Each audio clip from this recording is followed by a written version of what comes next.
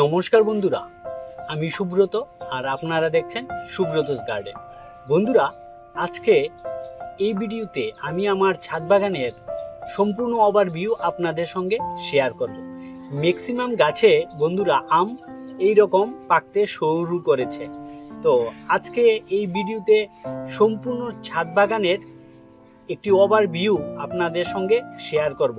ভিডিওটি কাইন্ডলি দেখার অনুরোধ রইল। তাহলে চলুন বন্ধুরা, ভিডিওটি শুরু করা যাক।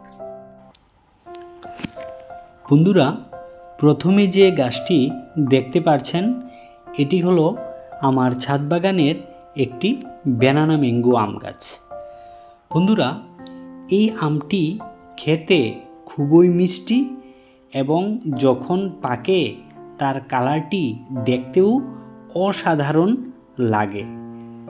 যদি বেকিং করা থাকে তাহলে হলুদ কালার হয়ে যায়, আর যদি বেকিং করা না থাকে তাহলে সম্পূর্ণ টুকটুকে লাল কালারের হয় এই ব্যানানা ম্যাঙ্গো। এই ব্যানানা ম্যাঙ্গোর আরেকটি বৈশিষ্ট্য হলো এটি আটিটি খুব পাতলা থাকে, শ্বাস খুব কম এবং এর মিষ্টতা অনেক বেশি থাকে। তো দেখুন আমার এই ব্যানানা ম্যাঙ্গো গাছটিতে কতগুলি আম ঝুলে রয়েছে এবং আমগুলা দেখতেও কত সুন্দর লাগছে। বন্ধুরা, এই যে ব্যানানা ম্যাঙ্গো আমগুলি, এই আমগুলা প্রায় 500 থেকে 700 গ্রামের মতো ওজন হয়ে গেছে। অনেকে বলে ব্যানানা ম্যাঙ্গো তেমন একটা ওজন হয় না, কিন্তু আমার ছাদ বাগানের ম্যাক্সিমাম গাছগুলাতেই আমগুলা বেশ বড় হয়েছে এবং তার ওজন 500 গ্রামের উপর চলে গেছে। অ্যাকচুয়ালি বন্ধুরা, আমরা যদি ছাদ বাগানের গাছগুলার ঠিকভাবে পরিচর্যা করি তাহলে আমের সাইজও বড় হবে এবং ওয়েটও ভালো পরিমাণে ওজন হবে। আরেকটা জিনিস বন্ধুরা, ছাদ বাগানের একটি আদর্শ জাত বলতে পারেন এই ব্যানানা ম্যাঙ্গো। গাছগুলা ডুয়া প্রকৃতির হয় এবং খুব অল্প যত্নে যদি কোনো গাছ করা যায় সেটি হলো এই ব্যানানা ম্যাঙ্গো। তারপর যেই গাছটি আপনাদের দেখাচ্ছি এটি হলো আমার ছাদ বাগানের জনপ্রিয় একটি আম এবং খেতেও খুব মিষ্টি, সেটি হলো এই কাটিমন আম। বন্ধুরা দেখুন, টুকটুকে হলুদ কালারের হয়ে গেছে একটি আম এবং কিছুদিনের মধ্যেই আমটি সম্পূর্ণ পেকে যাবে। তো ছাদ বাগানের মধ্যে যারা আম গাছ লাগান আমি বলবো তারা অবশ্যই একটি বা দুটি কাটিমন আম লাগাবেন। এই আমগুলা খেতে এত মিষ্টি এবং বছরে 2 থেকে 3 বার ধরার প্রবণতা রয়েছে। বন্ধুরা, এই গাছটিতে প্রচুর পরিমাণে আম এসেছিল, কিন্তু এই বছরের ক্লাইমেট একটু ভালো না থাকার কারণে অনেকগুলো আম ঝরে গেছে। বর্তমানে গাছটিতে 13 থেকে 15টির মতো আম ধরে রয়েছে এবং আমগুলা ধীরে ধীরে পাকতে শুরু করেছে। দেখুন ছাদ বাগানের সেই জনপ্রিয় আম কাটিমন আম।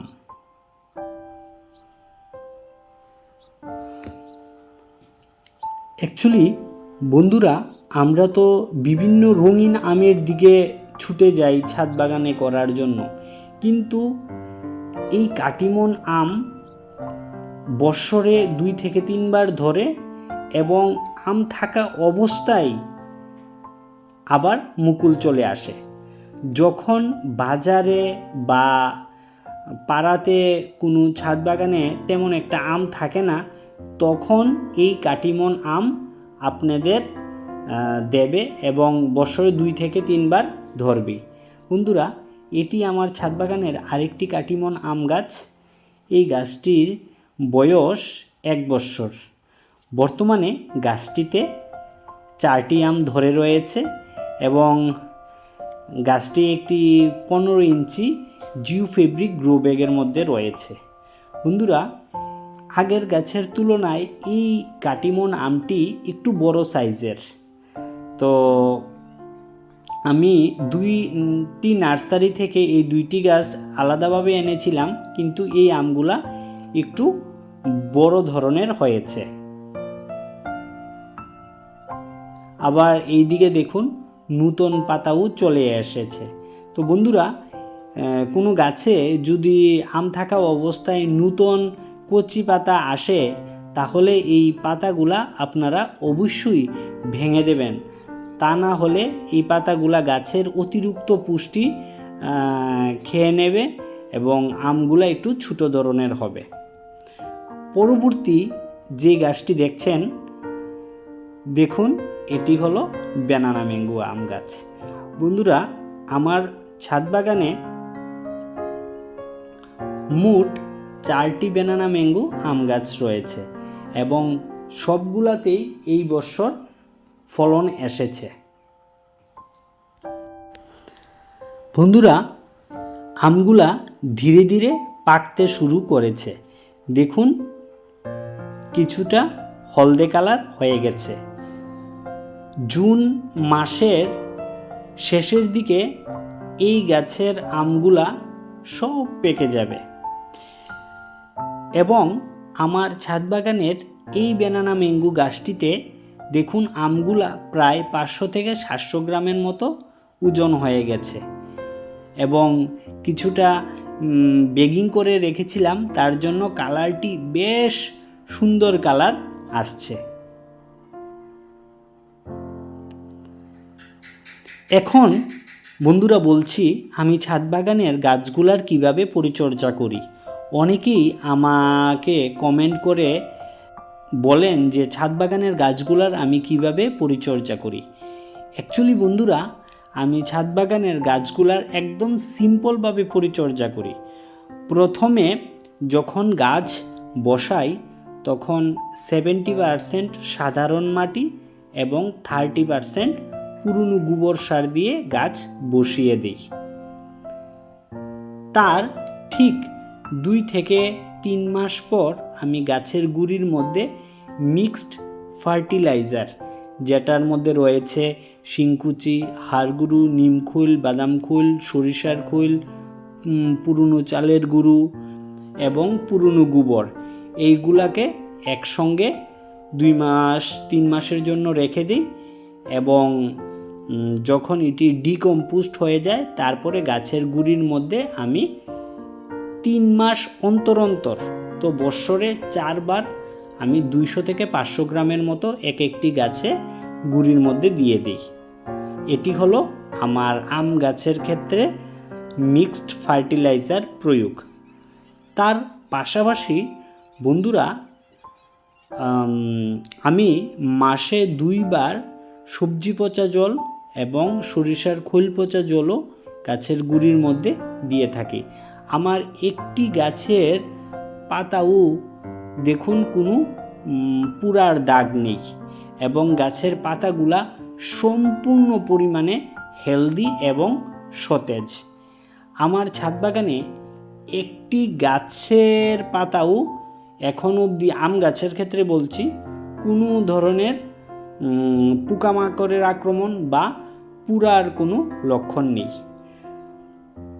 বন্ধুরা, ছাদ বাগানের গাছগুলার যদি সঠিকভাবে যত্ন পরিচর্যা করা যায়, তাহলে গাছগুলা ঠিক থাকে এবং বেশি পরিমাণে ফল দিতেও সক্ষম। তার পাশাপাশি বন্ধুরা, পরিচর্যা কথা বলছি, আমি মাসে 2 বার, একবার ইনসেকটিসাইড আর একবার ফাঙ্গিসাইড গাছগুলার মধ্যে স্প্রে করে থাকি। ফাঙ্গিসাইডের মধ্যে Blitox, blue copper, Amistar top এবং সাফ ফাঙ্গিসাইডটি অল্টারনেটিভভাবে 15 দিন অন্তর অন্তর আমি দিয়ে থাকি গাছগুলার মধ্যে। আর ইনসেকটিসাইডের মধ্যে আমি কাকাটি ব্যবহার করি।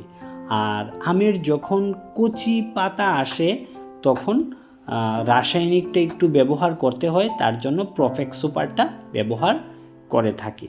তো এতটুকু পরিচর্যা করলেই আম গাছের ক্ষেত্রে যথেষ্ট। আর আরেকটা জিনিস বন্ধুরা, আমের যখন মুকুল আসে ফুটার ঠিক আগে আমি একটি পিজিআর মিরাকুলাম স্প্রে করে দিই এবং ইনসেকটিসাইড এবং ফাঙ্গিসাইডও গাছের মধ্যে স্প্রে করে দিয়ে থাকি। বন্ধুরা, আপনাদের একটি ফ্রুইট ব্যাগ খুলে দেখাচ্ছি আমগুলার সাইজ কত বড় হয়েছে এবং ফ্রুইট ব্যাগে থাকলে আমগুলা দেখতে কত সুন্দর লাগে। দেখুন, আমার সম্পূর্ণ ছাদ বাগানে একদম আমে ভরে গেছে। প্রত্যেকটি গাছে 10 থেকে 15টির মতো এই ব্যানানা ম্যাঙ্গো ধরেছে এবং আমগুলোও ধীরে ধীরে পাকতে শুরু করেছে এবং দেখতেও খুব ভালো লাগছে। বন্ধুরা দেখুন, ছাদ বাগানের সেই ব্যানানা ম্যাঙ্গো আম, যেদিকে তাকাবেন সেদিকেই শুধু ব্যানানা ম্যাঙ্গো আর ব্যানানা ম্যাঙ্গো। এবং গাছগুলাতেও কোনো ধরনের পোকামাকড়ের আক্রমণ নেই। দেখুন বন্ধুরা, দেখতে কত সুন্দর লাগছে। যখন ছাদ বাগানে সকালবেলা আসি তখন আমগুলা দেখলে একদম মন ভরে যায়। পরবর্তী যেই গাছটি আপনারা দেখতে পাচ্ছেন, এটি হলো সেই বিশ্বের সবচেয়ে দামি আম মিয়াজাকি ম্যাঙ্গো, অনেকে একে সূর্য ডিমও বলে। বন্ধুরা দেখুন, কালারটি কি সুন্দর এসেছে। যদি অথেন্টিক কোনো জাত হয় তাহলে কালার আসতে বাধ্য। একদম টুকটুকে লাল কালারের হয়ে গেছে এই মিয়াজাকি ম্যাঙ্গো। আর কিছুদিন পরে, সম্ভবত মাসখানেক লাগবে, সম্পূর্ণ গাছের আম পেকে যাবে। তো এই গাছটির বয়স বন্ধুরা 2 বছরের উপরে এবং গাছটিতে 10 থেকে 15টির মতো আম ধরে রয়েছে। গাছটি কিছুদিন আগে ঝড়ে পড়ে গিয়েছিল, তার জন্য পিলারের সঙ্গে আমি বেঁধে রেখেছি এবং আমগুলার কালার এত দুর্দান্ত এসেছে। বন্ধুরা, অথেন্টিক যদি মিয়াজাকি ম্যাঙ্গো হয় তাহলে এটি হলো অথেন্টিক মিয়াজাকি ম্যাঙ্গো। আমি অনেকগুলা মিয়াজাকি ম্যাঙ্গোর কালার দেখেছি, কিন্তু তেমন একটা কালার, টকটকে লাল কালার আসে না। কিন্তু আমার ছাদ বাগানের এই গাছটির আমগুলা দেখুন একদম টুকটুকে লাল কালারের হয়ে গেছে এবং দেখতেও কত সুন্দর লাগছে। কিছুদিন আগে বন্ধুরা একটি আম আমি হারভেস্টিং করেছিলাম, খেতে এত দুর্দান্ত, প্রচণ্ড পরিমাণে স্বাদ, কি বলবো, এটা বলার কোনো ভাষা নেই। তো এই প্রথম ছাদ বাগানে মিয়াজাকি ম্যাঙ্গোর ফলন আপনারা দেখতে পাচ্ছেন এবং আমগুলোও ধীরে ধীরে বড় হচ্ছে।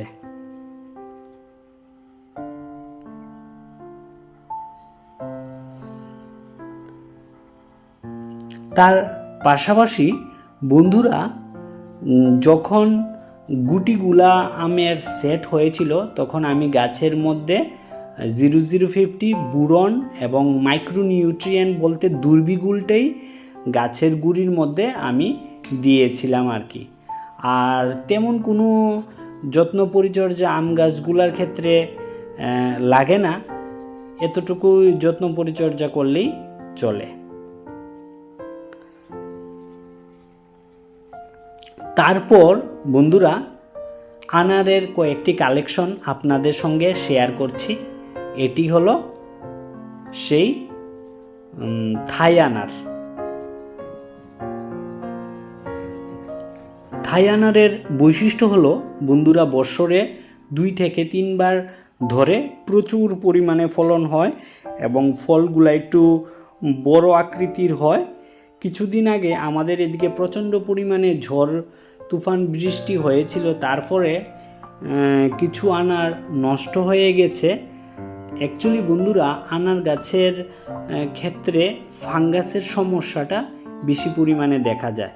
তো নিয়মিত যদি এমিস্টার ট্রপ, ব্লু কপার, ব্লাইটক্স এগুলা ব্যবহার করা যায়, তাহলে আনার গাছের ছত্রাকের আক্রমণ থেকে অনেকটাই রক্ষা পাওয়া যায়। তার জন্য নিয়মিত সপ্তাহে একবার করে গাছগুলোর মধ্যে ছত্রাকনাশক অবশ্যই স্প্রে করতে হবে। তার পাশাপাশি একটি কীটনাশকও ব্যবহার করতে হবে। কীটনাশকের ক্ষেত্রে আমি দেখেছি বন্ধুরা, কাকাটি ব্যবহার করলেই যথেষ্ট, যেহেতু এটি নাশক হিসাবে কাজ করে। এখানে বন্ধুরা 3টি গাছ রয়েছে, একটি গ্রানাডা, একটি GM2 আর একটি থাই, এবং প্রত্যেকটিতেই 3 থেকে 5টি করে আনার ধরে রয়েছে। অ্যাকচুয়ালি ওই বৃষ্টির কারণে বন্ধুরা অনেকটি আনার নষ্ট হয়ে গেছে, ফাঙ্গাস ধরে গেছে, নিয়মিত ছত্রাকনাশক স্প্রে করতে পারিনি। তারপরেও যেগুলা রয়েছে তাতেই যথেষ্ট।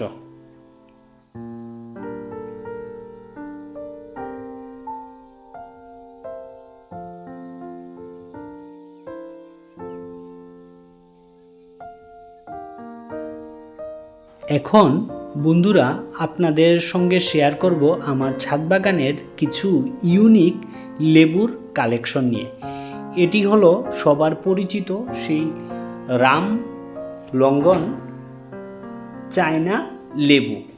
এই গাছটিতে বন্ধুরা 30 থেকে 40টির উপরে, আমি কিছুদিন আগে গুনেছিলাম, প্রায় 30 থেকে 40টির উপরে লেবু ধরেছে। বন্ধুরা, এই গাছটির বয়স হলো 1 বছর। তাতেই দেখুন গাছটিতে কি পরিমাণে লেবু ধরেছে। আমার খুব আশা ছিল আমার ছাদ বাগানে একটি রামলঙ্ঘন চায়না লেবুর গাছ যাতে থাকে, এবং 1 বছরের মধ্যেই গাছটিতে প্রচুর পরিমাণে লেবু ধরেছে। তারপর যেই গাছটি দেখাচ্ছি এটি হলো আফ্রিকান ইয়েলো মাল্টা। বন্ধুরা, মাল্টা জাতের মধ্যে সবথেকে বিখ্যাত হলো আফ্রিকান ইয়েলো মাল্টা এবং মিশরীয় মাল্টা। চিনির মতো মিষ্টি হয় এই মাল্টাগুলা খেতে। এটিও আমার ছাদ বাগানের একটি কালেকশনের মধ্যে রয়েছে, এবং গাছটিতে প্রায় 10 থেকে 12টির মতো মাল্টা ধরেছে, এবং মাল্টাগুলা খেতেও খুব মিষ্টি, এবং মাল্টাগুলা ধীরে ধীরে বড় হচ্ছে এবং বেশ অনেক বড় হয়ে গেছে। দেখুন ছাদ বাগানের সেই সেরা মালটা আফ্রিকান ইয়েলো মাল্টা। তারপর যে গাছটি আপনারা দেখতে পাচ্ছেন এটি হলো ইয়েলো মাল্টা টুর একটি গাছ। এটির বয়সও 1 বছর থেকে একটু উপরে, এবং গাছটিতে প্রায় 15টি ইয়েলো মাল্টা টু এই প্রথমবার ধরেছে। তো যখন কালার আসে দেখতে তো দুর্দান্ত লাগে, এবং খেতেও এই ইয়েলো মাল্টা টু অসাধারণ। তারপর যে গাছটি আপনারা দেখতে পাচ্ছেন এটি হলো মিশরীয় মাল্টার একটি গাছ। মাল্টা প্রজাতির মধ্যে যদি কোনো মিষ্টি প্রকৃতির মাল্টা হয় সেটি হলো এই মিশরীয় মাল্টা। বন্ধুরা, এই মাল্টাগুলা বেশ বড় হয়ে গেছে। দেখুন গাছগুলার মধ্যেও কোনো ধরনের পোকামাকড়ের আক্রমণ নেই, একদম ফ্রেশ, পাতাগুলাও খুব সতেজ এবং সবল রয়েছে।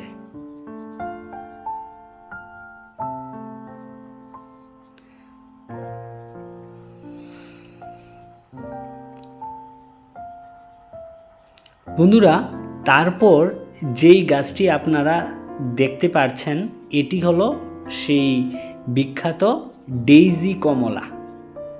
দেখুন এই গাছটিতেও বেশ 15 থেকে 16টির মতো কমলা ধরেছে, এবং কালারগুলা একদম চকচকে।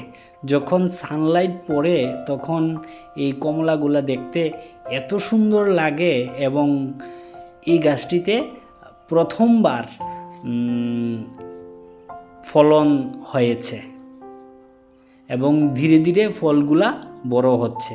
বন্ধুরা দেখুন সেই বিখ্যাত ডেইজি কমলা।